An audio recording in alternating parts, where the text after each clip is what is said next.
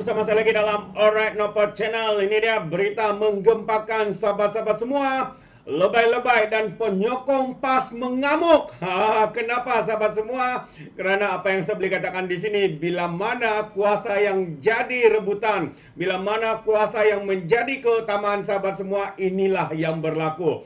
Ya, apabila lebay-lebay yang tidak dicalonkan, penyokong-penyokong PAS mulah mengamuk. Bukan itu saja, tindakan yang mereka lakukan ini amat-amat mengejutkan kita sahabat-sahabat semua. Jadi tanpa buang masa, saya mau kongsikan dengan kita apa sebenarnya yang berlaku ya berkaitan dengan isu ini. Tapi sebelum saya teruskan, jangan lupa untuk terus support Alright Nopo Channel dengan cara tekan butang subscribe, like dan share. Mari kita ikuti berita gempa hari ini.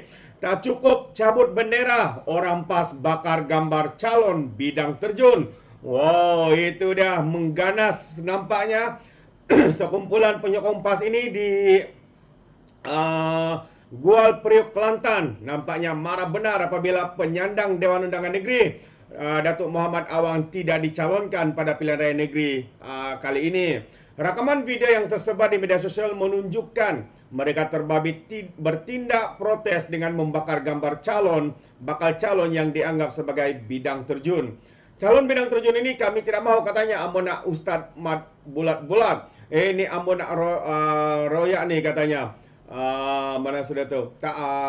Ambo tak toksir gambar ni, bakal calon bidang terjun toksir, kata wakil kumpulan itu sambil mulah menyalakan api di gambar tersebut. Beberapa detik selepas itu, seorang penyokong Muhammad atau lebih dikenal sebagai Ustaz Mat turut mengoyakkan gambar calon bidang terjun berkenaan. Individu yang membakar gambar itu juga menyifatkan kehadiran calon yang diputuskan PAS negeri ibarat tidak memberi salam terlebih dahulu kepada masyarakat tempatan. Katanya cara tak kena, sepatutnya datang beri salam dulu. Ini masuk rumah perempat rumah orang, tak kena cara tegasnya lagi. Mereka yang terdiri daripada 20 orang itu kemudian serentak melakukan takbir. Sebelum ini tular video daripada kawasan Dun yang sama. Penyokong Ustaz Mat mencabut bendera parti sendiri berkenaan kerana ia tidak berpuas hati dengan calon yang dikatakan tidak bermastautin di rantau panjang itu. Wah, itu dia sahabat-sahabat semua. Jadi kalau kita lihat ini antara gambar juga ya yang berlaku ya, yang dikatakan mereka telah mencabut ya bendera-bendera dari bendera PAS khususnya yang berjumlah sebanyak 5.000. Mereka cabut kerana tidak berpuas hati ya dengan tindakan kononnya ya ustaz yang mereka sokong ini tidak dicalonkan sebagai wakil ya bakal calon di dalam PRN yang akan datang ini.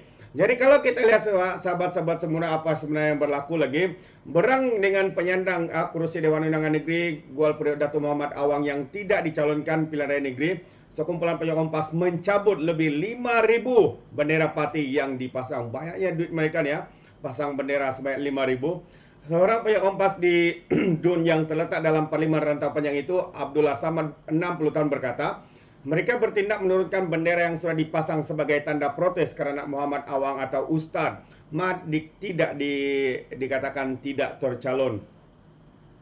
Lebih mendukacitakan, jelasnya calon baru itu pula dikabarkan bukan bermastautin di rantau panjang.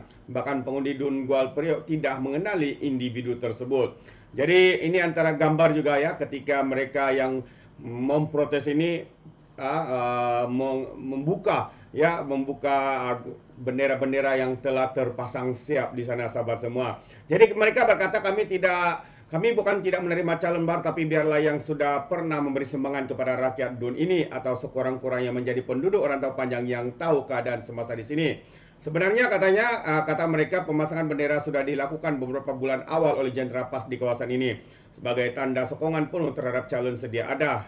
Itu antara kenyataan mereka. Bahkan ujarnya Ustaz Mat terbukti mendapat sokongan ramai dengan jumlah undian majoriti 2.500 pada PRN 2018 berbanding hanya 700 undian pada 2013. Ini terbukti menunjukkan peningkatan sokongan terhadapnya. Tambahnya lagi, sumbangan itu beliau berkata pemilih di Dun yang bersempadan dengan talent itu berharap Badan Perhubungan PAS Negeri Kelantan dapat memastikan Ustaz Mat dijadikan calon dalam pengumuman calon bertanding pada 27 Julai ini. Esok sahabat-sahabat semua, penamaan calon. Jadi sehubungan itu beliau berkata pemilih di DUN yang bersempadan dengan Thailand itu berharap Badan Perhubungan PAS Negeri Kelantan dapat memastikan Ustadz Mat menjadi calon dalam pengumuman calon yang bertanding pada 20 Julai. Ya. Dan tegasnya, kekuatan yang ada pada Ustadz Mat dengan sokongan majoriti pengundi juga memberikan PAS bertahan di parlimen itu selama 3 penggal. Wow, itu antara alasan mereka ya. Kenapa mereka begitu berang dan marah sahabat-sahabat semua sehingga bertindak untuk membakar gambar calon yang dipilih oleh pemimpin pusat daripada parti PAS ini. Namun apa yang berlaku selain daripada membakar sahabat semua, ya sebanyak 5.000 bendera yang telah siap dipasang sejak awal bulan ini dibuka semula oleh penyokong-penyokong mereka kerana menunjukkan ya ketidakpuasan hati dan juga tanda protes ya penyokong-penyokong lebay-lebay ini kepada calon yang mereka mahukan. Ini antara perkara yang mengejutkan kita sahabat semua. So ini yang saya katakan, bila mana kuasa yang menjadi rebutan, inilah perkara-perkara yang akan berlaku. Kalau sebelum ini kita melihat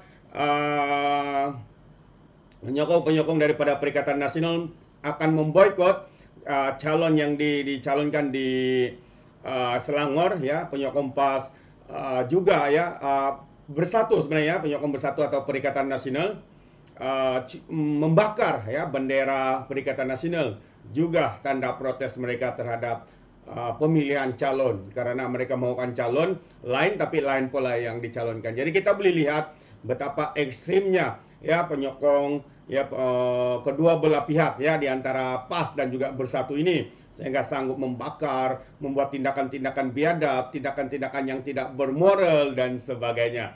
Jadi sahabat semua, kita boleh nampak ya belum pun dapat kuasa mereka sudah bertindak ekstrim seperti ini.